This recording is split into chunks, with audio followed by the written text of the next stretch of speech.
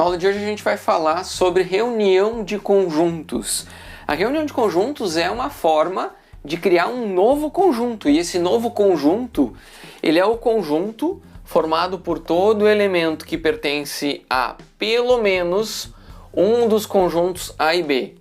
Ou seja, é o conjunto de todos os valores de x, tal que o x, sendo que o x pertence a A ou o x pertence a B.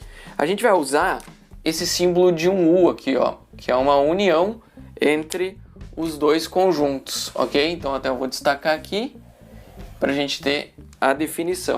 Então, se a gente diz que A, o conjunto, um novo conjunto que a gente está definindo, ele é obtido pela união entre o conjunto A com o conjunto B, isso significa que a gente está pegando todos os elementos de A e pegando todos os elementos de B e a gente tem um novo conjunto, ok? A gente vai ter um exemplo aqui, ó. Então, o símbolo é o U e ela é uma operação que cria um novo conjunto.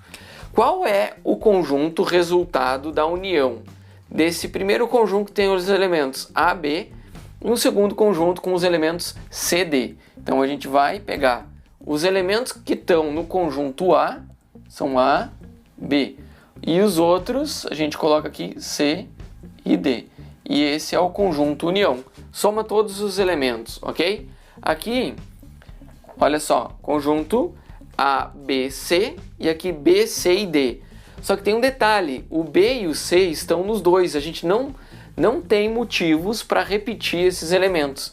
A gente vai escrever A, B, C e D. Então, eu não vou escrever duas vezes o B, porque ele está no A e no B, tá?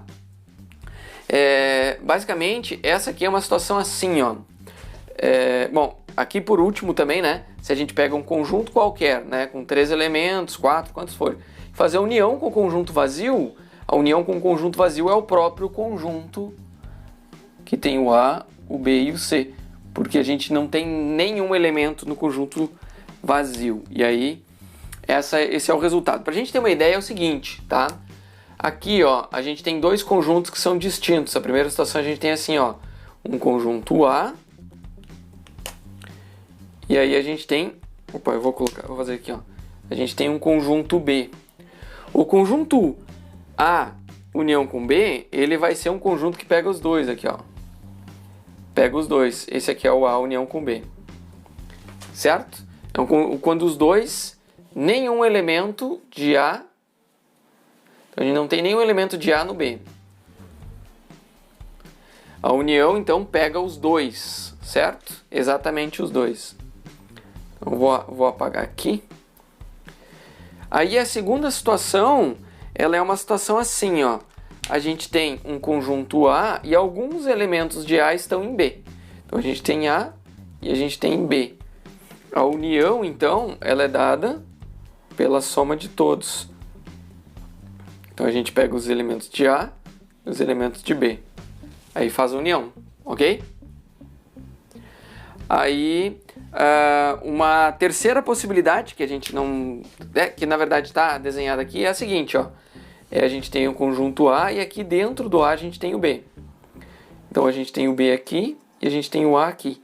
No caso aqui, o B está contido em A. Aqui, o conjunto vazio está contido no conjunto A.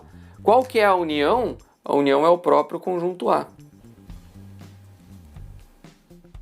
Certo? Porque, afinal de contas, o conjunto B está contido em A. E aqui tem as três possibilidades de reunião de conjuntos.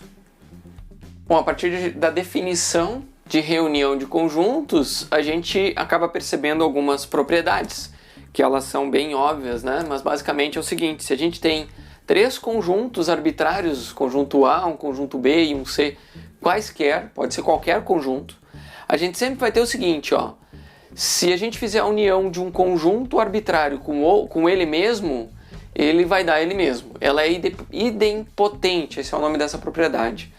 Se a gente fizer a união do conjunto A com o conjunto vazio, vai dar sempre o próprio conjunto A. Então o conjunto vazio é um elemento neutro em uma operação de reunião, certo?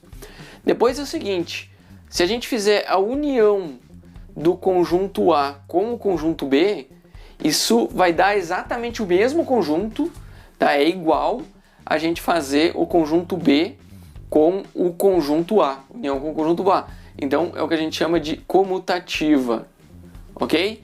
E ao mesmo tempo a gente também tem a associativa, ou seja, se primeiro a gente faz a união de A com B, e aí esse conjunto resultante, depois a gente faz a união com o conjunto C, isso aqui é igual, vai dar o mesmo conjunto se a gente fizesse de forma diferente. A gente pega o conjunto B, união com C,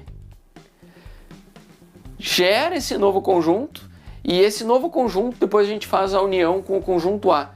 Então vai dar exatamente o mesmo conjunto. Se a gente faz primeiro o A com B e depois o C, ou se a gente fizer primeiro o B com C e depois o A, certo?